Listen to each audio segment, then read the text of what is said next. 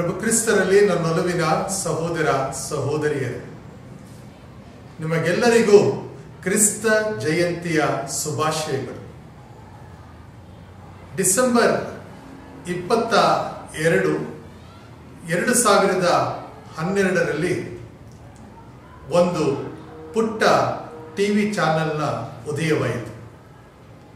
Divine word ಎನ್ನುವ ನಾಮಾಂಕಿತದೊಂದಿಗೆ ಆರಂಭವಾದಂಥ ಈ TV channel ಈಗ ದೇಶದ ಉದ್ದಗಲಕ್ಕೂ ಬೆಳೆದು ನಿಂತಿದೆ.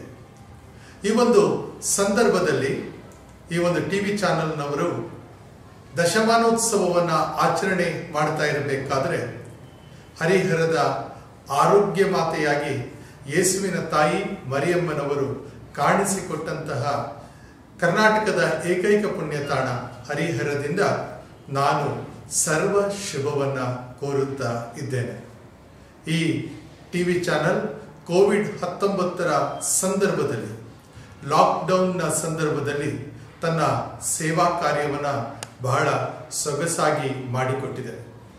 ನಮ್ಮ ಮನೆಗಳಲ್ಲಿ ನಾವು ಆಧ್ಯಾತ್ಮಿಕದ ಔತಣವನ್ನು ಪಡೆದುಕೊಳ್ಳಲು ಅವಕಾಶವನ್ನು ಮಾಡಿಕೊಟ್ಟಿದೆ. ಇದಕ್ಕಾಗಿ ಈ ಒಂದು ಚಾನೆಲ್ನ ಸರ್ವರಿಗೂ ಶುಭವನ್ನು ಕೋರುತ್ತಾ ಇದ್ದೇನೆ. ಇದನ್ನು ಮುನ್ನಡೆಸ್ತಾ ಇರುವಂತಹ ದಾನಿಗಳಿಗೂ ಹಾಗೂ ಸೇವಾ ಕಾರ್ಯವನ್ನು ನೀಡುತ್ತಾ ಇರುವಂತಹ ಎಲ್ಲರಿಗೂ ಕೂಡ ಶುಭವಾಗಲಿ.